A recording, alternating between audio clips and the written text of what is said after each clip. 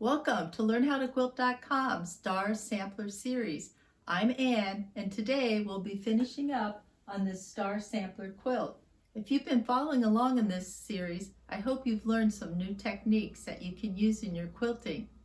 In the last video, you learned how to lay out these blocks and then sew an irregular border around the outside. Today, you'll get some ideas for quilting this top. You'll also find out about a simple way that you can add blocks after the quilt's been completed. I hope you decide to join us. Originally, I wanted to quilt some curvy lines coming out of the top here and working their way down to the bottom. I thought these lines would sort of make the stars look like they're falling through space. I also wanted this traditional braided design running through the border around this quilt.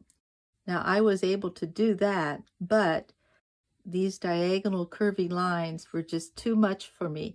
And I ended up just stitching in the ditch around each block and then stitching in the ditch around the patchwork in most of the blocks. The older I get, the harder it is for me to quilt large quilts on my machine.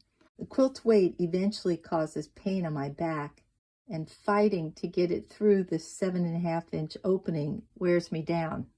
So I decided to send this top out to be quilted, probably with an overall design like one of these.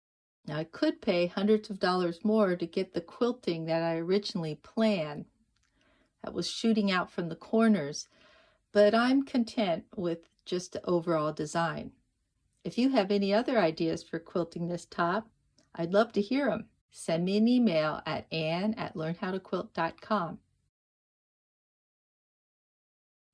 Sometimes after I complete a quilt, I decide to add an extra block. Usually it's in the border area, like this white star that was added after the quilting, or like this tree that was added in the border before quilting. It's easiest to applique these blocks in place. I use freezer paper to help keep these edges nice and clean when I applique. I cut out a piece of freezer paper, which is 6 inches, the finished size of the block. I'll center this paper with the shiny side down on the back of the block, and then I'll press with a hot dry iron.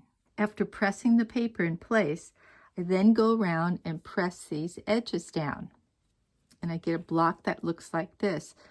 Now I can just go and pin this on my quilt, but if I see that there's a lot of bulk here from these seam allowances, then I'll go in and I'll baste that area down. Now you can go all the way around and baste those edges down, or what I like to do is just baste in the area where it's bulky.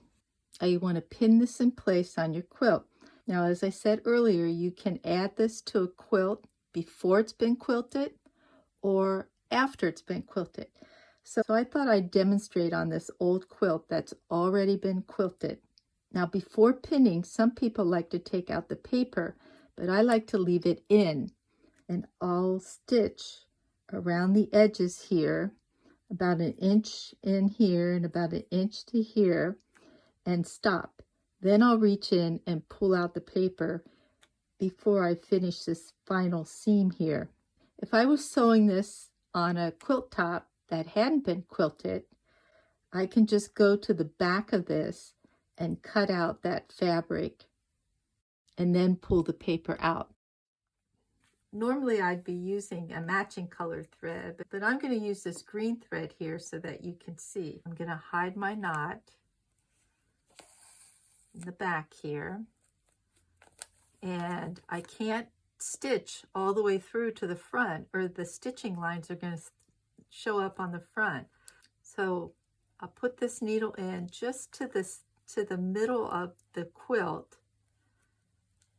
I've got my finger underneath that because if it pricks my finger, then I know it's gone to the front. That's a big stitch there. That stitch is about 1/4 inch. I need to pay more attention. It should be about 1/8 of an inch. So let me go in again.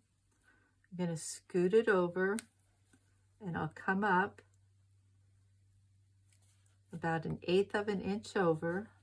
just on the very edge of this block, and I'll go up like that. So I go down again, and I come up about 1/8 of an inch over. I've just gone into about a thread of this block's edge, and I'll come up. I could sew it on faster like this, but your stitches are going to show more. See here, you don't see those stitches. If you use something like that, you're going to see those stitches, but you'll get done a lot faster. When I get to the corner here, what I like to do is I put one stitch right in the corner, and then I put a second stitch in that corner. When you go to pull out the paper, there's a lot of pull right there. You want to make sure that that stays inside. Now you can see that this fabric's sticking out there. Just take my needle and push it right back in there, and then I continue stitching around. So I've sewn all the way around this block except for this area, and let's see, I have these basting stitches over here that I'm going to pull out. If I would have basted all the way around, then I'd pull all those stitches out. Now I'm ready to pull this paper out. So I just reach in, pull that out like so, and because I've pressed this, you can see the line where this fabric needs to get folded under. Pin that in place, and I'll continue stitching. And here's my completed block. Now you might notice, because I've placed this over a darker background, that you get a shadow in here. To remedy this situation, just place a muslin square between these layers, and that fabric shadow will disappear. When I started picking fabric for this quilt, I used this print as the focal fabric, and then I pulled out reds, whites, and blues for my stars.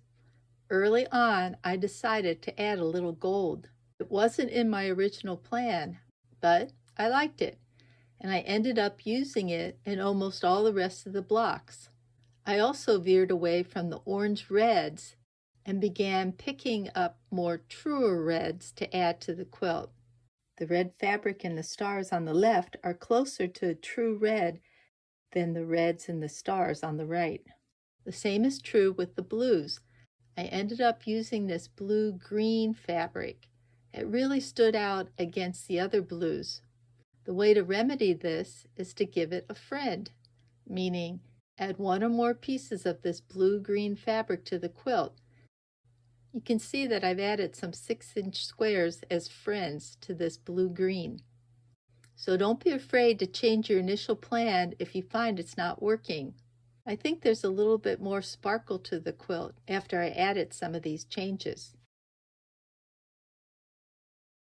After I finish a quilt, I like to think about one thing that I liked, one thing that I didn't like, and something I'd like to change. One thing that I liked was substituting that flower star block for the Lemoyne star. They really resemble each other, but there's no Y seam in the flower star. One thing I didn't like was the way I arranged the stars in the top left. In the original quilt, there were 4 stars, which I liked much better. Something that I would like to change is that next time I'm going to make all the background and the borders the same, so the stars will really look like they're floating in space. Before I tackle that quilt, however, I've got a different star quilt to work on, this feathered star. So hope you stay tuned for that series. Thanks for visiting LearnHowToQuilt.com. Please like, subscribe, and share our videos with your friends. Remember, if you're trying to find us on the internet, type in LearnHowToQuilt.com. Don't forget the .com. Using the .com will get you right to our site.